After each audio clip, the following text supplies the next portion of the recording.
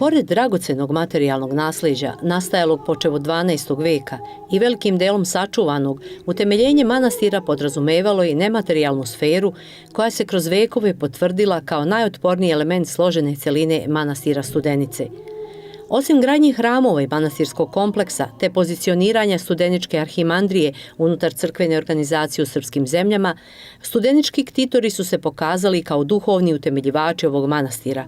Upravo oni, prepodobni Simeon Nemanja i Sveti Sava, ne samo da su bili duhovni utemeljivači Studenice, nego su svojim delovanjem zaslužni za utemeljenje duhovnosti i identiteta čitavog srpskog naroda. O izgradnji glavnog hrama Bogorodičine crkve i studeničkog manastirskog kompleksa, životu u njemu tokom gradnje i kasnije na osnovu i danas primenjenog vekovnog monaškog predanja i prakse, poštovanju i isceliteljskoj moći moštiju koji se u ovom hramu nalaze, postoje brojni istorijski fakti.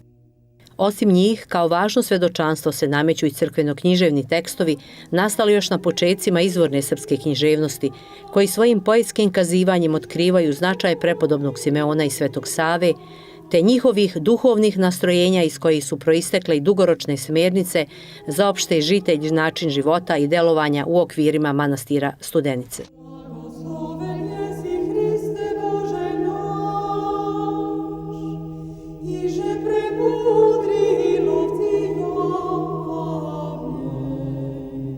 Župan Stefan Nemanja gradio je manastir Studenicu u mirnom periodu svoje vladavine u poslednjoj deceniji 12. veka. U njegovoj hilandarskoj osnivačkoj povelji piše: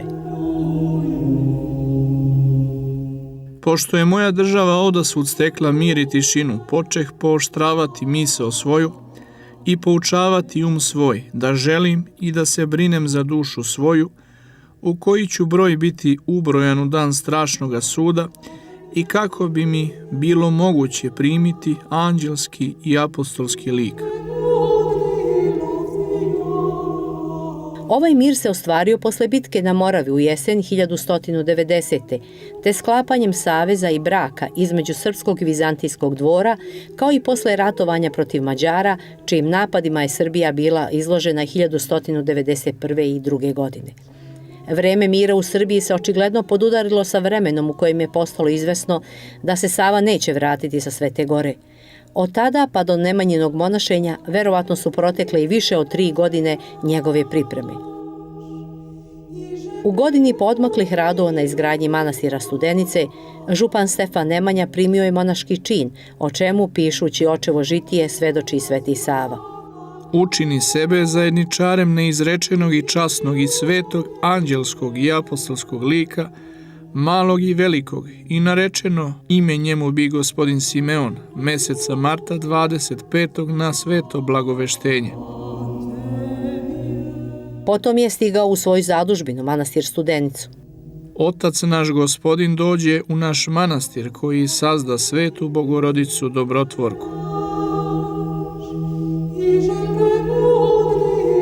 Nemanjin sin, monah Sava, primio je očevo pismo sa vešću o njegovom monašenju, te ga odmah potom pozvao sebi u Svetu Goru. Odlučivši da ide tamo, Simeon daje blagoslove sinovima, a županu Stefanu ostavlja staranje u Studenici. Datum njegovog odlaska na to je poznat. Otide odatle u Svetu Goru meseca oktobra 8. dana godine 6706. odnosno 1197. Posle godinu dana boravka u manastiru Vatopedu, monah Simeon i Sveti Sava grade Hilandar, u kome su ubrzo Simeon i upokojio. Pošto je u Hilandaru proživeo 8 meseci, godine 1199. meseca februara 13. dan, i ovaj blaženi otac naš u večni pokoj prešao. U studeničkom tipiku Sava je kasnije i opisao na koji način je Simeon spremno, posle nekoliko dana usred sređenosti i pripreme, dočekao smrt. Za Savu posle Simeonove smrti nastupile su neizvesne i naporne godine izgradnje manastira i prikupljanja bratstva. Posle 8 godina koje je proveo u Hilandaru na poziv svoje braće, župana Stefana i kneza Vukana, Sveti Sava je krenuo na putovanje iz Hilandara kako bi telo prepodobnog Simeona preneo u građanskim ratom iscrpljenu Srbiju. Sa grupom monaha i Simeonovim moštima Sava je uspeo da stigne u Hvosno, gde su ga dočekali Stefan i Vukan sa plemstvom i sveštenstvom. Odatle su Simeonove mošti prenijeli u Studenicu i 9. februara položili pripremljen grob.